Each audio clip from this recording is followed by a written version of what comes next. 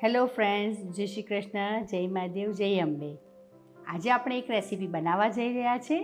તે આગળના વિડીયોમાં તમે જોયું હતું, પીનટજી બ્રાન્ડની આપણે ઓઇલ યુઝ કર્યું હતું અને એના સમોસા બનાવ્યા હતા. તો આજે એની જ એક બીજી પ્રોડક્ટ છે, એ જ બ્રાન્ડની. એ છે રોસ્ટેડ પીનટ, એટલે કે શેકેલા સિંગદાણા. આ રોસ્ટેડ પીનટ્સ G20 એટલે પ્રીમિયમ G20 મગફળીમાંથી બનાવ્યું હોય છે અને એને 11 સ્ટેજથી ક્લીન કરવામાં આવે છે અને એ પછી જે દાણા હોય છે તેની અંદરથી આ દાણાને રોસ્ટેડ કરવામાં આવે છે. તો ખાસ કરીને આજે આપણે પીનટજી બ્રાન્ડની નટ્સ જે છે તેમાંથી આપણે રેસીપી બનાવશું. આની રેસીપી જોવા માટે તમારે મારો વિડીયો એન્ડ સુધી જોવો પડશે. તો તે તમારે જોવાનું છે the Kitty Diaries by Nikita. તો તેને સબસ્ક્રાઈબ, લાઈક, બેલ આઇકોન દબાવવાનું ભૂલતા નહીં.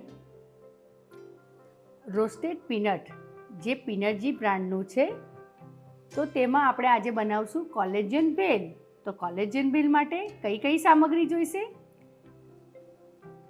મકાઈના દાણા બાફેલા, ઝીણો સમારેલો કાંદો, yellow capsicum, red capsicum, green મરચું અને આપણી સેવ.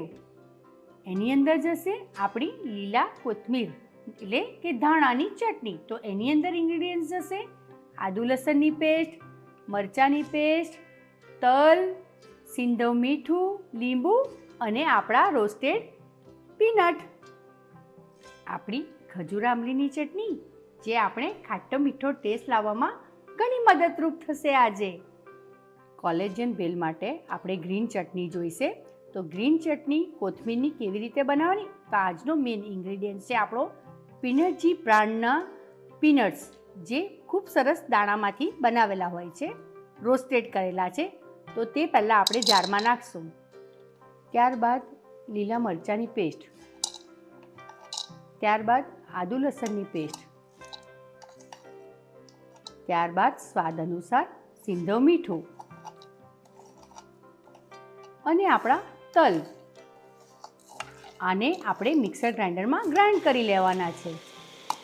આપણી ગ્રીન ચટણી આપણે ગ્રાઇન્ડ કરી લીધી છે. તમે જોઈ શકશો ખૂબ સરસ ટેક્સચર આવી રહ્યું છે. હવે એને આપણે આ રીતે ખાલી કરી દઈશું. પીનટજી બ્રાન્ડના રોસ્ટેડ પીનટ પહેલાં લેશું. સૌથી પહેલાં બાઉલમાં મેં નાખી દીધા છે. તમે જોઈ શકશો એક એક દાણો ખૂબ જ સરસ રોસ્ટેડ થયેલો છે અને ફર્સ્ટ ક્વોલિટીનો છે. હવે એની અંદર જશે આપણો ઝીણો સમારેલા કાંદો,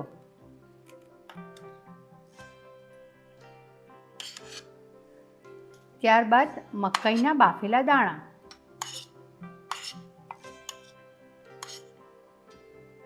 ત્યારબાદ આપણા લીલું મરચું ઝીણું સમારેલું, લાલ કેપ્સિકમ એ પણ ઝીણા સમારેલા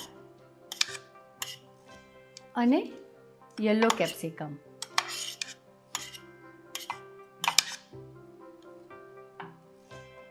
હવે એને સરખી રીતે મિક્સ કરી લેશું.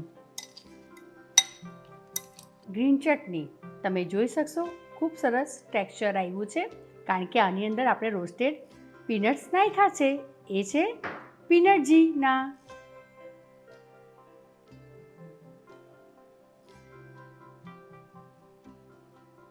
ખાટા મીઠા ટેસ્ટ માટે આપણી ખજૂર આમલીની ચટણી.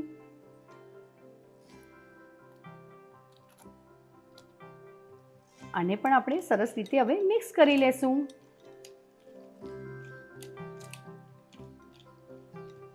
આપણી કોલેજન ભેલ રેડી થઈ ગઈ છે. તો આપણે એને સર્વ કરી દઈશું અને ગાર્નિશિંગ માટે હજુ આપણે સેવ નાખવાની બાકી છે. તો સરસ રીતે એને ગાર્નિશ કરી લેશું.